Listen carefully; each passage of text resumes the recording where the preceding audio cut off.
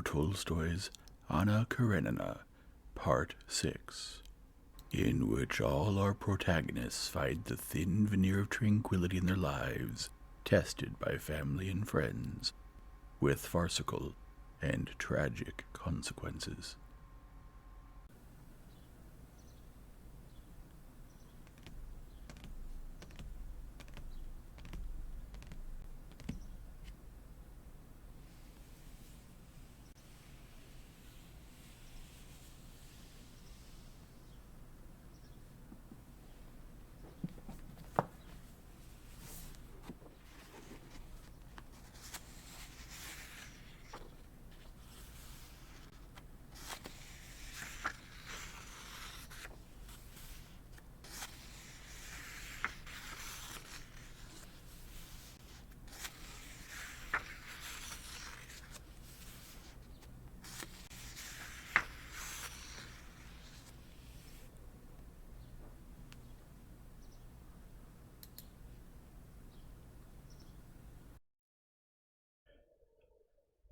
Chapter 28.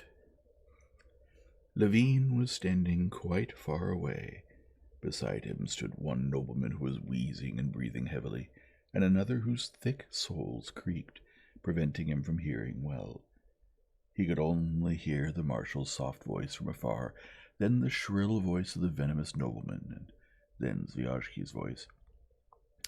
They were arguing, as far as he could gather, about the meaning of an article of the law, and especially of the words, being under investigation. The crowd parted to make way as Sergei Ivanovitch approached the table.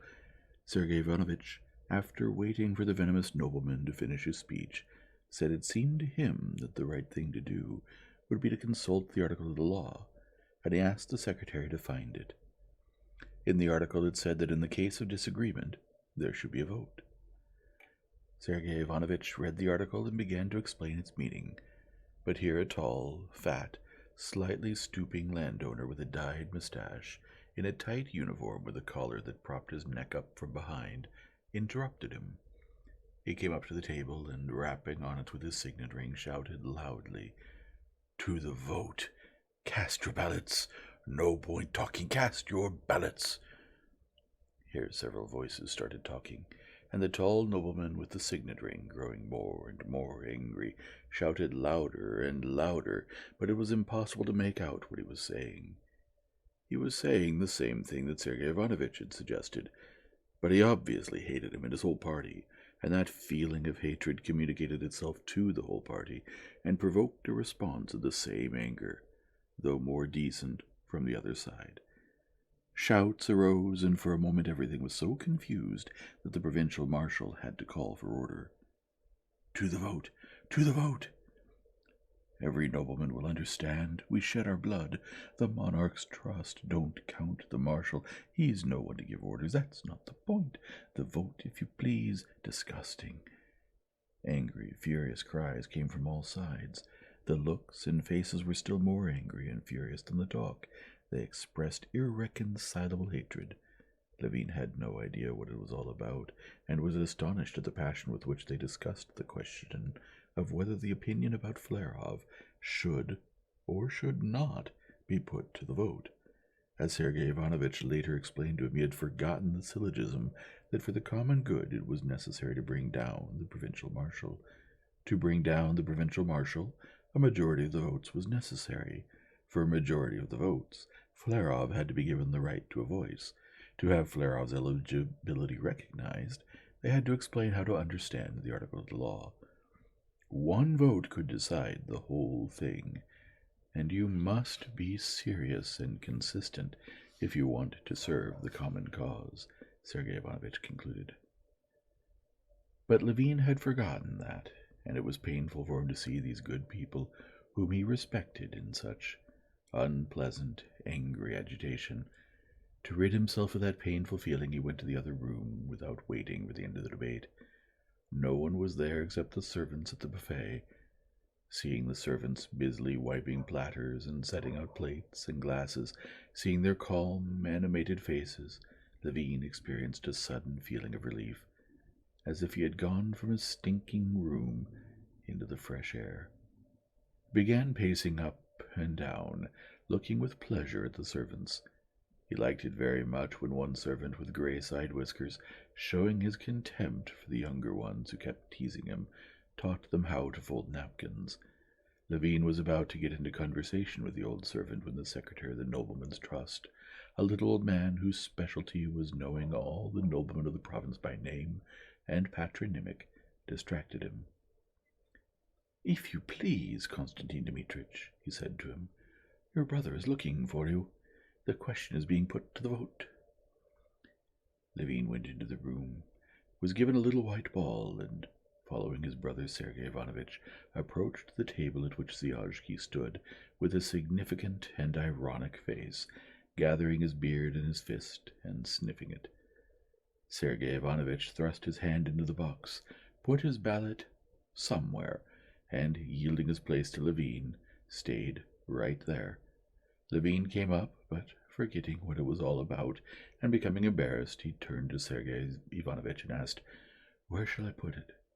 He asked it softly, while there was talk around him, and hoped his question would not be heard. But the talkers fell silent, and his improper question was heard. Sergei Ivanovitch frowned. "That is a matter of individual conviction," he said sternly. A few smiled. Levine blushed, hastily put his hand under the cloth, and placed the ballot to the right, since it was in his right hand. Then he remembered that he should also have put his left hand in, and put it in as well, but too late, and, still more embarrassed, hurriedly retreated to the farthest rows. 126 in favor, 98 against, the voice of the secretary, who swallowed his R's, rang out. Laughter followed. A button and 2 nuts had been found in the box. The nobleman was admitted, and the new party was victorious. But the old party did not consider itself defeated. Levine heard that Snetkov was being asked to stand, and saw a crowd of noblemen surround the provincial marshal, who was saying something. Levine went closer. In answer to the nobleman, Snetkov spoke of the confidence of the nobility, of their love for him, which he did not deserve, for his whole merit consisted in his being loyal to the nobility, to whom he had devoted 12 years of service. Several times he repeated the words, "I have served with all my strength, truly and loyally. I appreciate and thank you."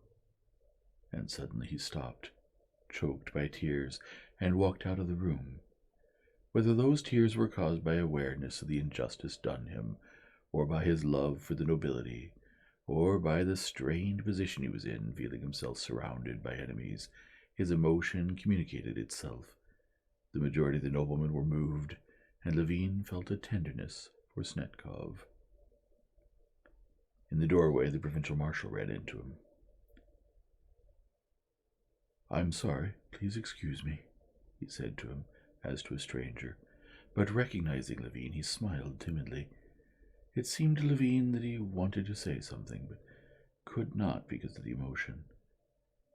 The expression of his face and of his whole figure in the uniform, the crosses and white trousers with galloons, the hurried way he walked, reminded Levine of a hunted beast who sees that things are going badly for him. Levine found the expression on the marshal's face especially touching, because only yesterday he had called on him at his home on the matter of the trusteeship, and had seen him in all the grandeur of a good family man. The big house with its old family furniture, the unfashionable and slightly shabby but deferential old servants, apparently former house serfs who had never changed masters, the fat and good-natured wife in a lace cap and Turkish shawl, caressing a pretty little grandchild, her daughter's daughter, the fine fellow of a son, a 6th-grade student on holiday from school, who kissed his father's big hand in greeting, the host's imposing, benign conversation and gestures, all this had involuntarily called up respect and sympathy in Levine the day before. Now he found the old man touching and pitiful, and he wanted to say something nice to him. "So, you're to be our marshal again," he said. "Hardly," said the marshal, looking round fearfully. I'm tired and old. There are others worthier and younger than I. Let them serve. And the marshal disappeared through the side door. The most solemn moment arrived. The elections were about to begin. The leaders of both parties were tallying white and black ballots on their fingers. The debate over Flerov had given the new party not only Flerov's one vote, but also a gain in time, so that 3 noblemen who had been kept from participating in the elections by the machinations of the old party could be brought in. 2 of these noblemen, who had a weakness for wine, had been made drunk by Snetkov's minions, and the third had had his uniform stolen. Learning of it, the new party managed during the debate over Flerov to send 2 of their people in a cab to furnish the one nobleman with the uniform and bring one of the 2 drunk men to the meeting. I poured water over one and brought him, said the landowner, who had gone on the errand, coming up to Zviazhsky. Never mind, he'll do. He's not too drunk? He won't fall down? Zviazhsky said, shaking his head. No, he's fine, as long as I don't give him any more to drink here. I told the barman on no account to serve him.